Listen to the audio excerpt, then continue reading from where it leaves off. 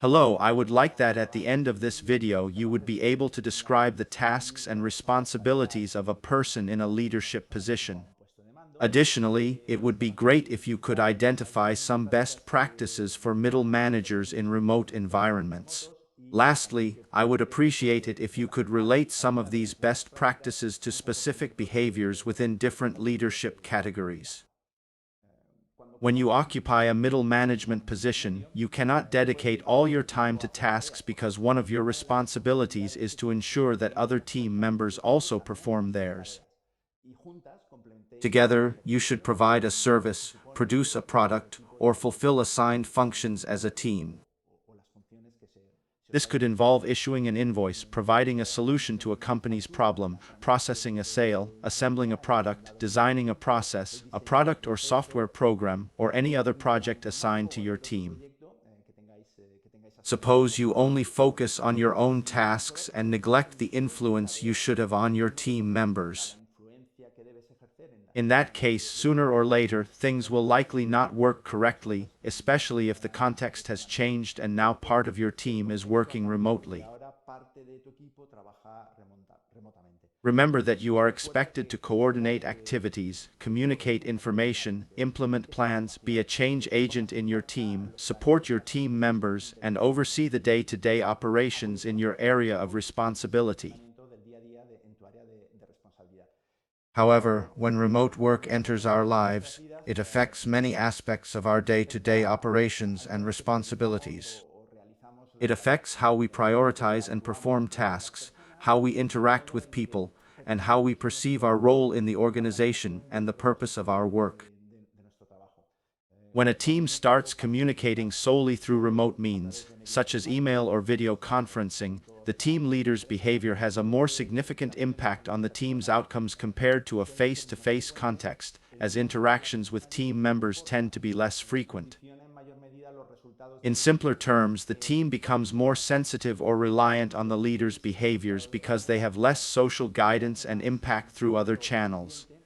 The team's leader is key for the good performance of the team. Therefore, how you behave within the group and the actions you take have a clear impact on the team's results. It's not the only factor at play, as other things like the competencies of team members, their willingness, interests, and tasks also matter. However, the way you engage with them holds significant importance. In the upcoming slides, I will present a series of established best practices endorsed by practical experience and research that can help your team function better. This will be especially interesting if you spend part or a specific portion of time working remotely. As I go through them, I would like you to try to identify which categories of leadership behaviors each practice belongs to. I remind you that the different categories of leadership behaviors are structuring, consideration, transformation, or if any of the behaviors linked to the recommendations I will provide fall along these dimensions. If you want to foster collaboration and ensure that the entire team is working towards the same goal, there are several things you need to do. First, it's essential to clearly and in detail clarify the goals and expectations of the work to be done. It would be best if you also described how you will work as a team, leveraging remote work and remote technology. Additionally, it's crucial to outline the key points and objectives of each meeting clearly. Meetings should not be held blindly. Everyone should know their purpose and the topics that will be discussed. You must be explicit about the actions agreed upon in different meetings, specifying task deadlines and providing the rationale behind them. People must understand why they must do these tasks and consider them a priority. Setting specific deliverables and their deadlines as milestones for tracking progress is essential. Determine when and how progress checks will be conducted to ensure that the team is moving at the appropriate pace. Generating this level of clarity means you need more time to prepare for meetings and allocate more time for communication with your team. You must ensure that your team interprets messages the same way you do. Another crucial aspect is frequent communication. primarily using technology, to remain accessible and respond promptly during established working hours. It's vital for you to know each team member's schedule and when they are available so that you can respect everyone's right to disconnect, including your own. However, within that schedule, you should also prevent team members from feeling isolated or disoriented. Keep in mind that any incidents or deviations from the plan become more significant in a remote setting because you're not physically present with the team to observe or discuss what's happening. This creates more uncertainty and urgency compared to being able to simply approach someone nearby and ask for assistance.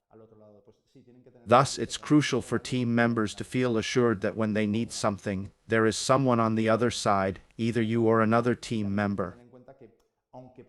Additionally, consider that what may not be stressful or urgent for you may be perceived differently by others due to their context or needs for other tasks. You may have a broader perspective and can prioritize tasks differently. Still, individuals focused on specific aspects may lose some frame of reference and attach greater importance to their own jobs. It's essential to have open communication channels to clarify and address these situations. You may need to conduct more frequent review sessions compared to in-person meetings, and they may be shorter. This is because, as you will be communicating with each other constantly, there will be fewer issues to discuss and less confusion, so meetings will be significantly shorter.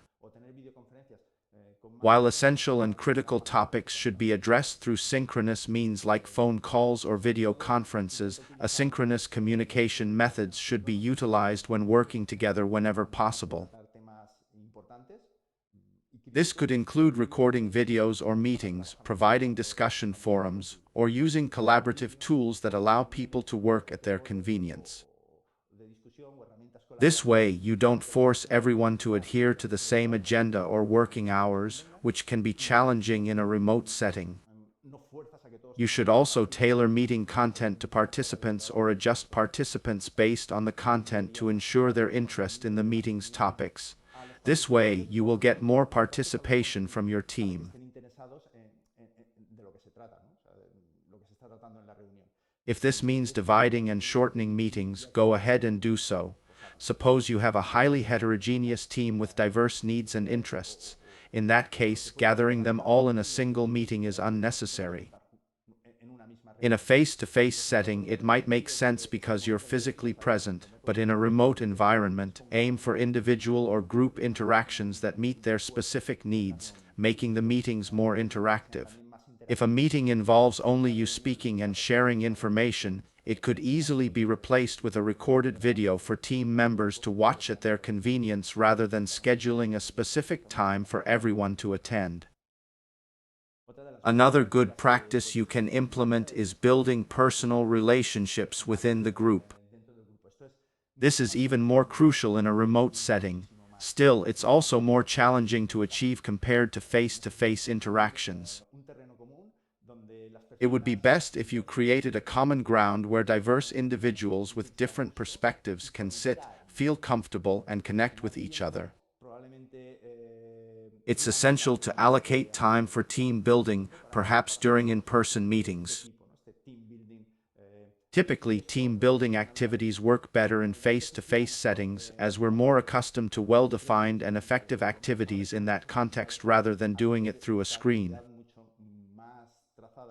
In this case, you must ensure the entire team is present during these meetings.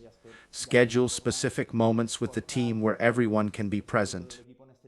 Avoid hybrid contexts for these team building or socialization activities, where some are in the room and others are remote, as those outside the room may feel left out and may not participate with the same level of engagement as those physically present. Even if you have a hybrid work model with people working both remotely and on-site, plan and schedule certain meetings where everyone can be physically together. This provides an opportunity for socialization before, during, and after the meeting, facilitating the discovery of common interests and strengthening relationships. It may even help to clear up some conflicts that may have been created in the team by working in remote mode. Take advantage of these meetings to emphasize the organization's values, the value of individual contributions within the group, the importance of everyone's competences and talents for the team's advancement, and to promote cooperation and trust. By doing so, your team members will be more inclined to share ideas, speak openly during meetings, admit and learn from mistakes, seek help, and offer constructive feedback to their colleagues. This will help enormously to achieve the project's objectives and to do it smoothly. If you have fulfilled the previous points I mentioned, you can consider delegating and trusting your team members. They will have clear goals, know what they need to do, how to report progress on their tasks, and how to seek assistance when needed. You will also have appropriate communication channels in place to address any eventualities. By now, you should know your team members well enough to understand the level of autonomy they can assume, their communication preferences, whether they prefer phone calls, video chats, or chats, and their strengths and weaknesses, including your own and those of your team. You can analyze the technology and digital skills required for the work and collectively decide the best way to collaborate within the team. Not only you but with the team. In addition, you can use some meetings to provide training or address gaps identified by a member of the team. Lastly, it is crucial to capture and review lessons learned. Remember to celebrate team achievements and commend individuals for their efforts and contributions. It's understood that you won't overlook addressing performance issues or calling out inappropriate behavior, whether for not fulfilling tasks or for bad behavior in a meeting or towards a mate. That is why I do not insist on the subject. Nevertheless, it would be remiss to only focus on that and neglect to recognize and praise positive behaviors within the team. By now, you should be able to identify the 3 leadership categories discussed in the previous slides. I encourage you to try and classify the behaviors mentioned into one of these categories.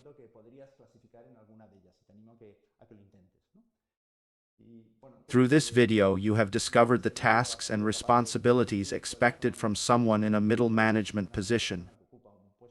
You can also recognize some recommended best practices specifically applicable to remote environments.